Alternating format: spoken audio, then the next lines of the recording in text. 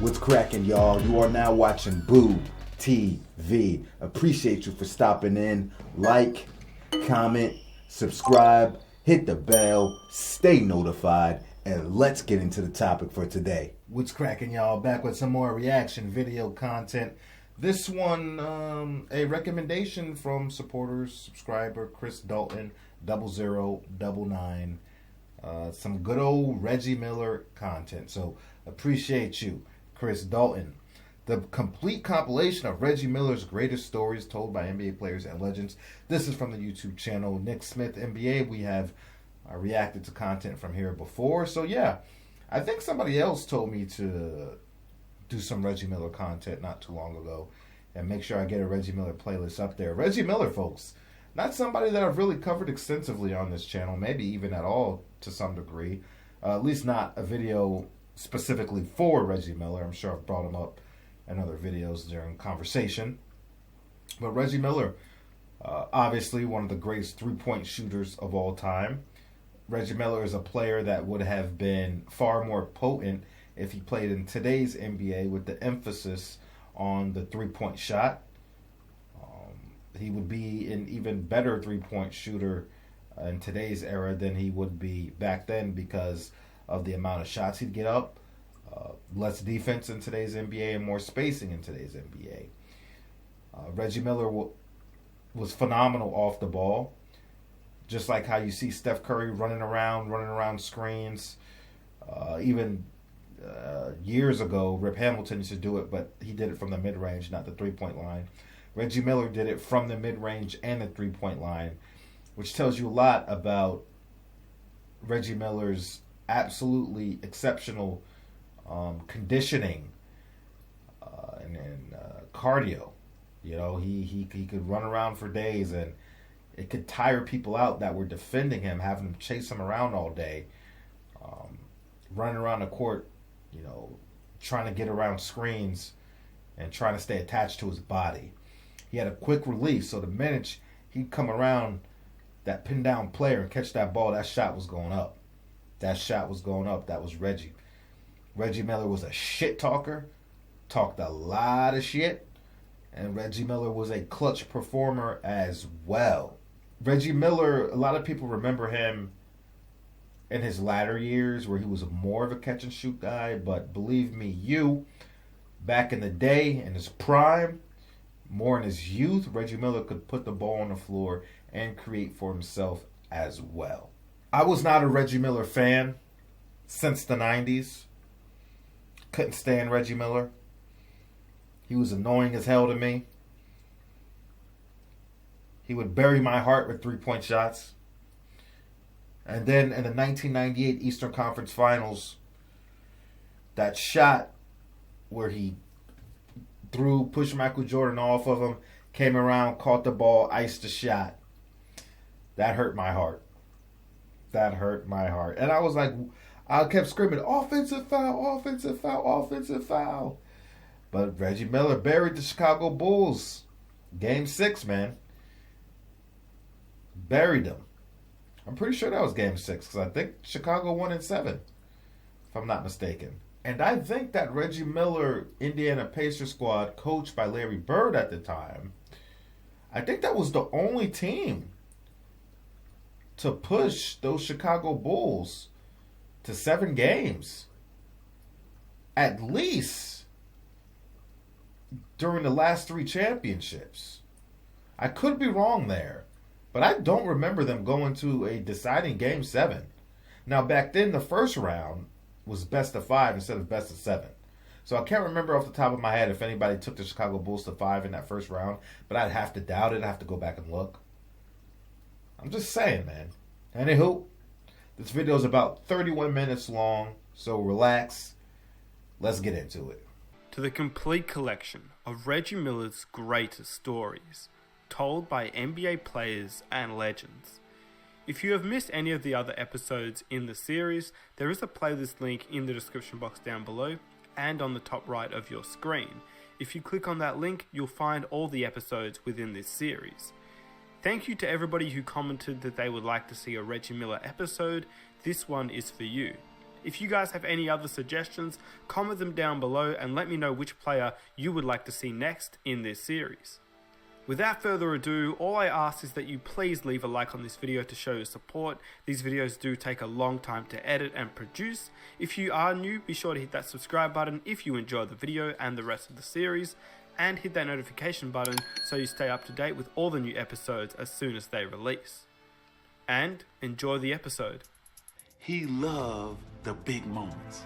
He loved the big games. Reggie Miller is one of my favorite teammates of all time because he's a winner. Kudos to Reggie for being honest about his flopping. That's one thing I forgot to mention in my opening remarks there, is that, yeah, Reggie was a notorious flopper and cheapskate at times.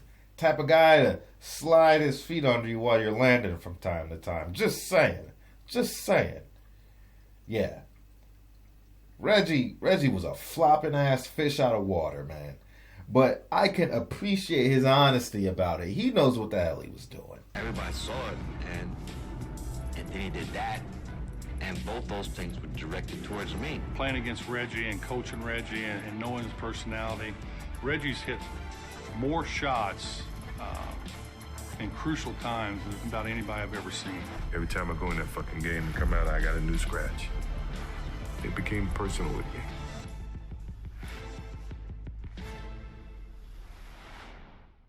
me. We talk about clutch shot makers. I'm not putting myself on that list. So it's not going to be real. To me, Reggie Miller. I'm not putting myself on that list. To me, Reggie Miller was one of the clutch shot makers ever in this league. And when we talk about clutch, I'm not talking about at the end of the game. Reggie Miller would make those shots when you down 4 and you need a bucket to stay in the game. Playing against Reggie and coaching Reggie and knowing his personality, Reggie's hit more shots in crucial times than about anybody I've ever seen. He loved the big games. He loved the playoffs or the big marquee matchups against his arch rival, whether it was Michael Jordan or somebody or the Knicks. He got up. The bigger the game, the bigger Reggie Miller would perform and play, the better. And this guy was just unstoppable. A lot of guys miss those shots, but the shots that you got to make to keep up with the team that's pulling away, that's when you got a shot maker. And to me, Reggie's on that. So, if I had to pick a team that gave us the toughest time in the East, Indiana was probably the toughest outside of Detroit. They were tough. Every time I go in that fucking game and come out, I got a new scratch. It became personal with me.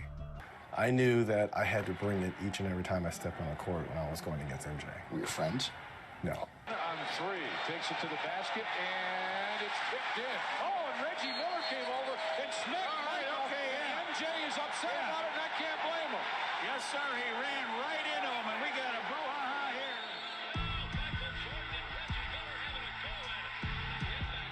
Don't hold him back. Let him go. Looking back over 18 years, you'd have thought that Michael and I, the Bulls and the Pacers, would have played more than once in the playoffs. Mm-hmm. We only played once, and it was that epic 7-game series. We saw your happy dance earlier in the show. 10 years later, Reggie Miller did sort of a modified Zeke happy dance after a game winner against the Bulls. And recently he explained to us just how it was that he got himself open. Well, I knew Ron Harper was guarding me, and I knew that they were going to switch Michael Jordan, who was, I believe, guarding Mark Jackson or someone up top. I remember when Larry was drawing the play, I was thinking, put all the pressure on the official to make a call. So when I came up, I knew the switch was going to happen. I knew they were going to switch, and MJ was going to be on me, so I just went right to his chest and lightly shoved him a little bit to create that space. And the rest was history. Elbowed, nudged, shoved Michael Jordan out of the way to create that separation and go to the pass where Derek was going to lead me. And it was a perfect pass, perfect execution, and the rest is history. Now, I got to ask you, where was Randy Brown going? He knew. Randy knew. As soon as the ball touched my hands, Game time. All right, let's get ready for the next one. Randy knew. Isn't that right, Randy? We talk about, Reggie before the game said that because he spent some time with you on the movie set this summer, that your relationship with him has improved, that you guys had a chance to talk. Can you expand on that?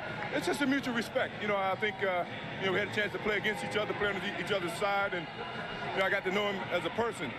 He still competes hard, each time we go against each other, but it's a mutual respect there, and, I'm glad I had a chance to sit down and talk to him and, just spend some quality time with him to see what type of person he is, and, he's a great competitor. Reggie Miller is a great basketball player, but if you stop and think, he's been the only player that ever got Michael Jordan ejected. So there ain't a better talker around than Reggie Miller if he can take the best player and most disciplined player in the league and get him upset. Reggie Miller does a lot of talking. Reggie Miller does a lot of talking. Talk to you from the time you come out the locker room, he'll run you right back into it. Tonight, Phil Jackson's crew is trying to get back on track. In fact, the Bulls have all kinds of incentive in meeting Indiana. Professional and personal reasons for wanting to hand these Hoosiers their head. They lost it by 21, 135 to 114, ending what at the time was an 11-game winning streak. All that was bad enough, but the Bulls then had to chew on some post-game remarks by Indiana's Reggie Miller. Reggie had just lit him up for 40 points and then issued the following statement. 100% bulletin board material here. Definitely off-key to the ears of some of those so-called Bulls nobodies. Reggie's remarks were made 3 weeks ago. As of Thursday, some of the Bulls could still repeat the quotes verbatim. Reggie's always talked a lot, even out on the floor. It's up to us to prove that he's wrong. I like to, tell guys if their games were sold in the store, it would be buy one and get one free. You're not a good talk trasher, then you really can't play. You got to have a good game and a good talk game. Miller knows he's hard to stop, and he likes to make sure opponents know it too. Usually, I would guess, you were imagining yourself wearing the uniform of the LA Lakers. That was your team as a kid, right? Yes, it was. I grew up a Laker fan. Everyone wanted to be Magic Johnson.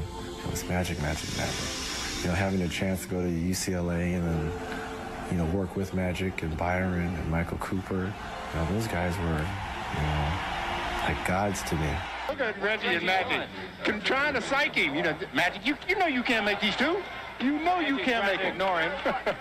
In the last game of the Great Western Forum, Magic needed a couple of free throws to put the ball game away, and Reggie Miller harassed him. What are you saying to him? Well, see, Magic and I are good friends, and, they needed those 2 free throws to win the game, and I was just trying to get in his ear, trying to distract him a little bit. So I told him, if he misses one of these games, I'm going to put the game on ice with the 3, and he just started laughing. Well, anytime you have a great scorer that is an opposing scorer, your game plan defensively is around that guy. How do you slow him down? How do you stop him? And Reggie was no different than any other great player. There are some guys I've guarded, and I said, well, I don't know what he's going to do. What was crazy about Reggie to me was he was shooting a jump shot. Reggie Miller was a guy who will run you off 1,000 screens and then catch and shoot 3. And it was just, he was so tough to guard, and he's so crafty, he was smart, and he just knew how to play the game and piss you off at the same time. Reggie Miller is one of the best pure shooters that I've ever played against. Reggie was so clutch, he wanted the ball in his hands, and he had a unique ability to draw fouls. It's hard to guard him, coming off screens. He could also put it on the floor and take it to the basket. So he's always able to keep the defense off balance. That's what they don't talk about a lot, but his jump shot was one of the purest I've ever seen. You had a game plan, how you're going to slow him down, how you're going to stop him, how you keep the ball out of his hands by trying to deny him, but he'd move so well without the ball, it was hard to stop because he never stopped moving. Little unorthodox, it looked really funny, but he would make them. You don't ever want to leave him. He was a good athlete, and at 6'7", he had the length and the height to shoot right over most people. But to be able to run, shove, grab, fight, back in the day, we run through the backstop. Yep. He did whatever it took to get open. And you knew he was shooting a jump shot. And the bad part about it was you didn't want to foul him. Because he was such a great free throw shooter, you don't want to get your hands caught and foul him. So he created space, and that's all he needed was a little space to get that shot off. He kicked his foot out, too. He kicked that foot out and grabbed that foot. And it seemed like he was a higher percentage shooter with the game on the line than he was actually probably during the middle of the game. He loved the big moments. And it didn't take him long to get that shot off. You know, when you see a guy shoot the ball that quick with that much accuracy, I think of Reggie Miller. My favorite was to watch you against Reggie because I hated Reggie the most. Yeah, I mean, everybody did. You're not alone. I mean, I remember when you headbutt him, and it's still one of the most bittersweet moments because we were all like, yes, he got him. Then we're like, God, we lost Starks. That needed to happen. I hated Reggie. 94 was the Pacers coming out party, but it really started in 93. We had played them in the first round series the year before and lost in 5 games. That's when I kind of knew that we could compete on that stage. Reggie was one of those players that he didn't respect you.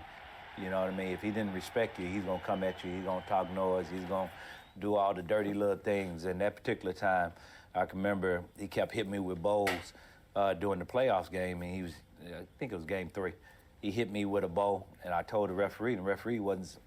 Stark, shut up and play. I like, okay, I know I can handle this. And so Patrick said, you cool? I said, yeah, I'm cool. So I ran down, scored on him, and ran up to court. And I was so mad. I mean, like, oh, man, I wanted to just take my fist and just put it right through his face, right? And just, you know, I'm talking to him, you know, in a polite way.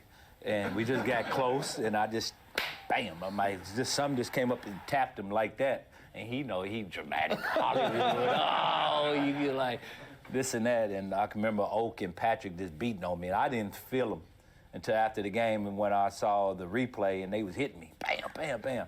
My mother called Patrick and told him, if you ever put your hands on my son again. And he said, Miss Starks, if you do that again, I'm going to do the same thing. So. You fast forward to 1994 in the Eastern Conference Finals.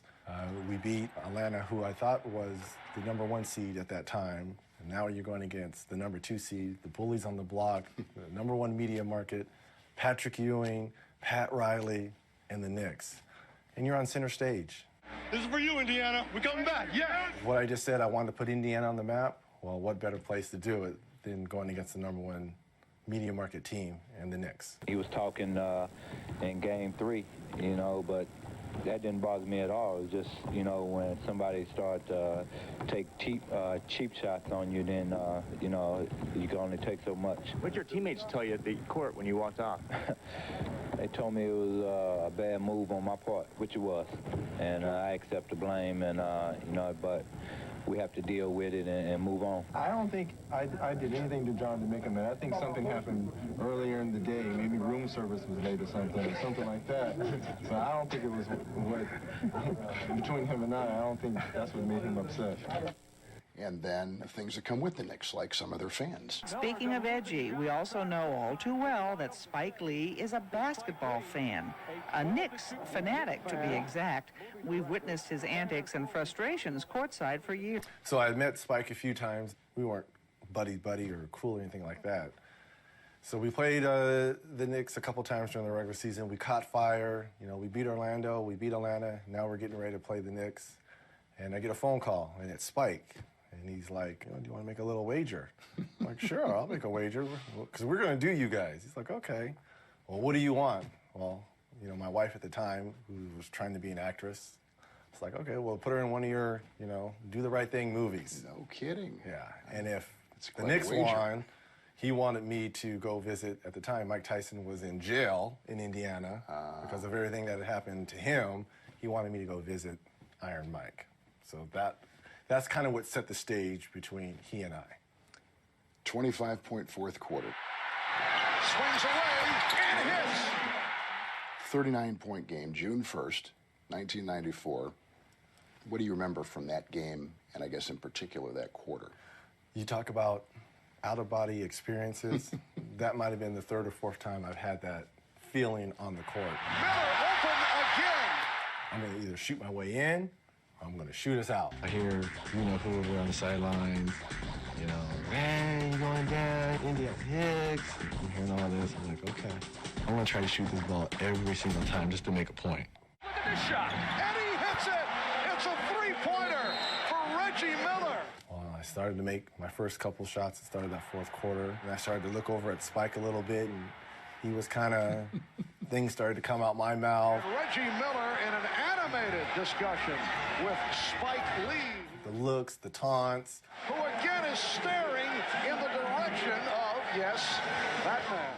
You know, the finger pointing, grabbing, choking, and magic was born. It was just like he just snapped, you know, grabbed his privates. You know, it was very public. I mean, it was, everybody saw it, and then he did that, and both those things were directed towards me. Like Yeah, so the Reggie Miller choke is something that has been carried on in NBA tradition ever since Reggie Miller did that. And to this day, when, you know, players are yapping at each other and the player chokes, you will see them go to the Reggie Miller infamous choke and gag. No pun intended. Pun intended. Tired of hearing his damn mouth. And, you know, like, you know what? It's entertainment, and you pay good money for these seats, but you ain't gonna talk to me any old kind of way.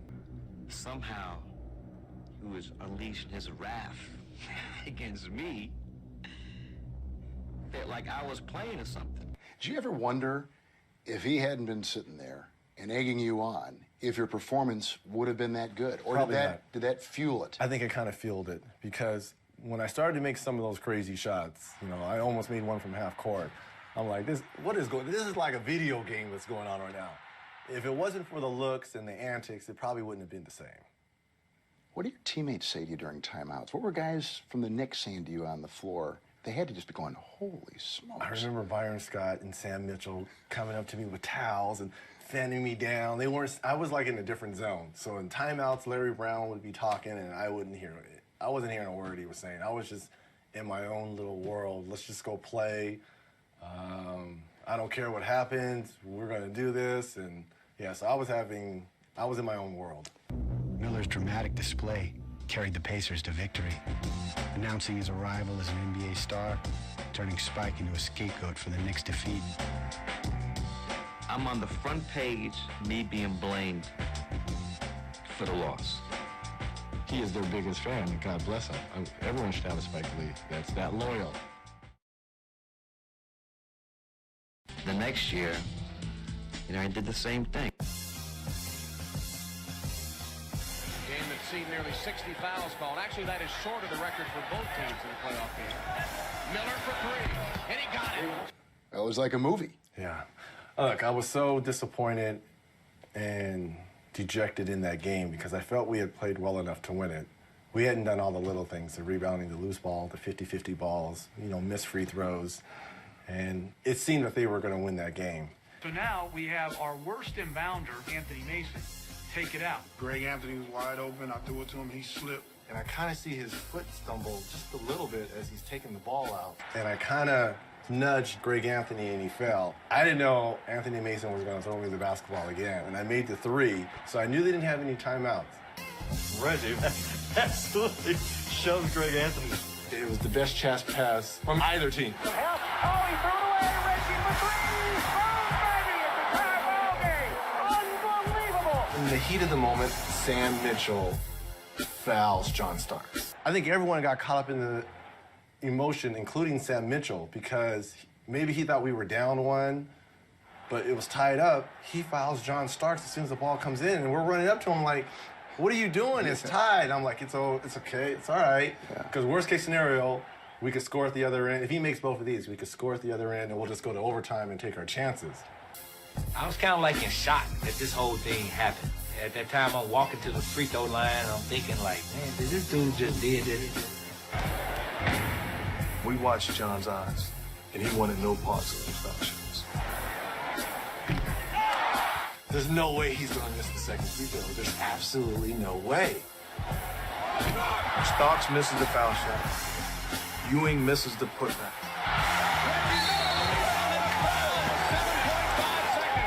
There is a time to play, and there's a time to win. What do you do in winning time? That differentiates between just a regular player and a superstar. Reggie Miller scoring 8 points in the final seconds. Mason choked and do it to me. I hit a three. John Starks choked. We came up big. he's one of the great adversaries that I ever had to coach against. And, you know, I knew that when I was coaching against him, that I had nothing but respect for him. But Reggie is absolutely one of the all-time greats. I mean, when you talk about his kind of game and how he played, there were only one or two other guys, you know, in the same circle.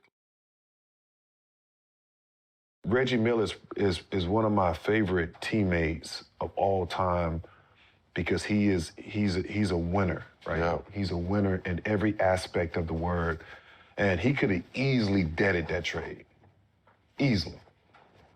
Trade for him, trade me. He's like, nah, bring in the young boy. I remember having a conversation. He said, I'm gonna let you be whatever you want to be as long as you work for it. That's dope. He did the same for me. Reggie did the same for me. Especially coming from a Hall of Fame. Reggie is unbelievable, bro. He meant so much to me in my career. And that's why that brawl situation, I probably wanted to win it more for him than it was for myself. Right. We were just coming back from losing to Detroit the year before, and I thought it was our best year probably to win the championship. With this new core, Steven Jackson, who was just added to the team, Ron Artest, Jermaine O'Neal, Al Harrington. You know, we had a pretty good, nice young nucleus. Did you enjoy when it was your time to be mentor? I loved it. Did you? And who were some of your pupils? Al Harrington, the best. At the time, Steven Jackson, though at times he could be a little rough around the edges. Deep down, I know Steven Jackson has a good heart. Jermaine O'Neal, he was my locker mate right next to me. To just touch on what he said, they brought me in the next year, the year Reggie was retiring. And Reggie was basically stamping me as the person to fill in when he leaves, you know what I'm saying? So that year was special for all of us for Reggie, you know what I mean? Because we knew we had the team, you know what I mean? And to not do it was a letdown. Even though we came back and still fought in the playoffs, it was a letdown for all of us because we wanted to do it so bad for Reggie. I mean, you know, it was crazy, too, that Reggie probably, that situation was so bad that it forced him to retire. And at that point in time, I didn't tell anyone, but I knew in my mind that it was time for me to retire.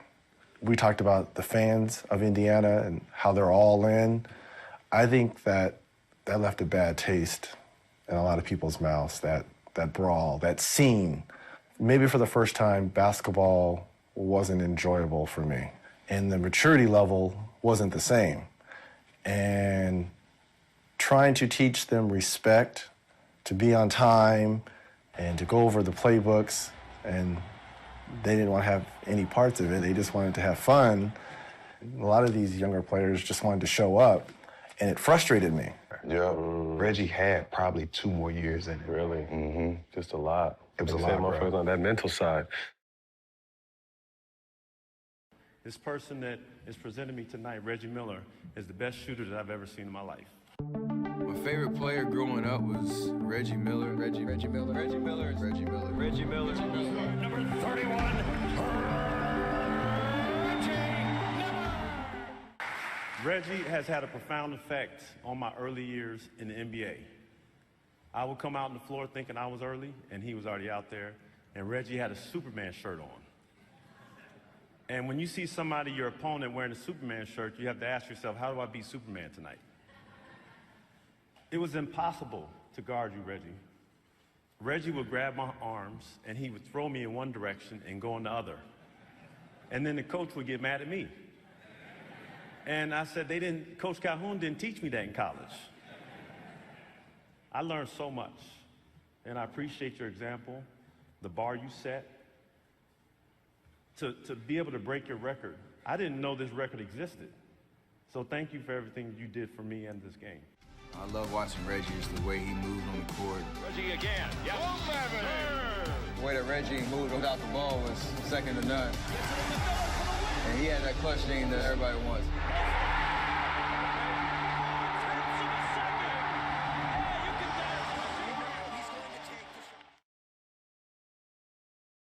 I saw back in 2007 they tried to get you to come out of retirement, and that the they was the Boston Celtics. And what was the process to figure out at 42 you could possibly join Garnett and Ray and Pierce and Boston? This proposed trade has been agreed to and will occur. Seattle will send Ray Allen to Boston for the number 5 pick.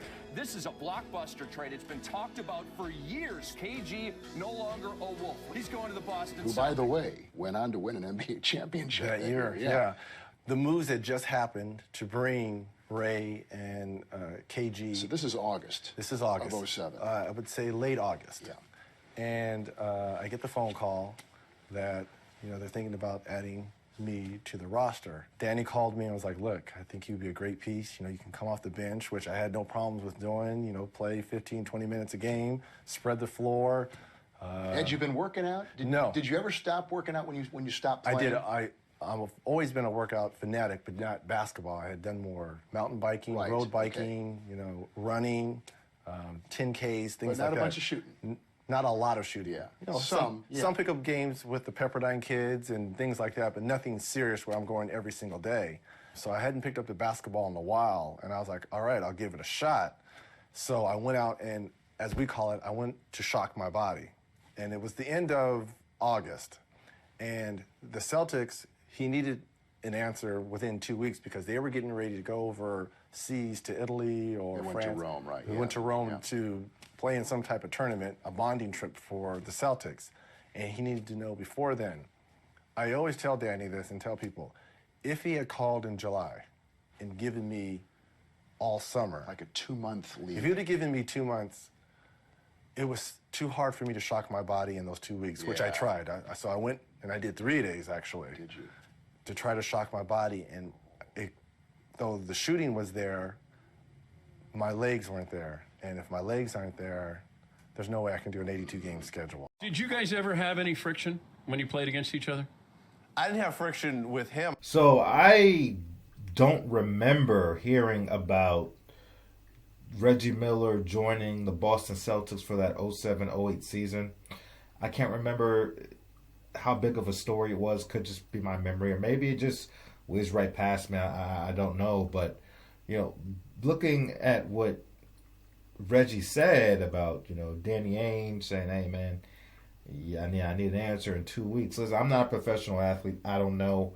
But I felt like if it's something that the Boston Celtics really wanted, and it's something that Reggie Miller really wanted, I don't see why it would have been a problem to say, okay, listen, Reggie's like, hey, man, I tried to, you know, shock my body back into it, but, you know, my legs aren't here right now, but, you know, I will agree to sign with the team. I'm just letting you know right now, I still have to get my legs up under me, so don't expect me to play more than X amount of minutes until I can get back into basketball shape and get my legs under me. It could be a month down the line. It could be 2 months into the season, but I will eventually be the kind of player where you could play me 20 minutes a game, 15 minutes a game, whatever you need off the bench. But letting you know, Ainge, it's just going to take me some time. Let Doc Rivers know it's going to take me some time, but it's something that I want to do. So if you're willing to have that kind of patience and you believe in me, then, hey, I'm ready to be a Boston Celtic. I don't see why that would have been a problem, especially Reggie Miller. You know, you always have a player that's a veteran player, and they have veteran players on the teams, but, you know, the real old head veteran players. But somebody that could come in and get you shooting, too, and leadership. Now, they ended up winning anyway without him, but, you know, it would have been cool to see Reggie get a ring. It would have been cooler to see him get a ring in Indiana, but it is what it is. I had friction with Vlade, because Vlade was the instigator. He was always talking and flopping. Me talking about flopping, but flopping. So it was Vlade that I had problems. I never had problems with C. Webb, especially those great Sacramento teams. Yeah, I was a big fan of Reggie, but I didn't like him because he was always beating our teams. You know, like he was the catalyst. You know, I knew he was the one who's going to be talking junk, getting in the guys. And so he was a guy like you always wanted to play with, but when you're playing against him, you just hate him. He's talking junk. You saw what he did to the Knicks. You see him kicking out. This is the human kickstand I've named him because when he shoots the three, all that leg stuff that he complains about when we do games, he might have helped invent all that. The kick out that got him to the free throw line so often. Smitty, this seems to have struck a nerve with you. Let me tell you, when you're out in the Eastern Conference and we played 4, maybe 7 8 times a year we played in the playoffs. And Reggie, ultimate competitor. We talk about competitors, I mean, to the 10th degree, because it was grab, hold. Reggie would do whatever and you're not. I didn't do as much. Yeah. And I've always said, I tell kids, the endurance of Reggie Miller is phenomenal. I mean, he can run off a screen, get it, run back off a screen, run off, and then still have the legs to shoot the basketball and shoot the basketball the same way. Even though it was a different type of form, it still came off the same way, whether he was kicking, whether he was off balance, and there wasn't a lot of dribbling.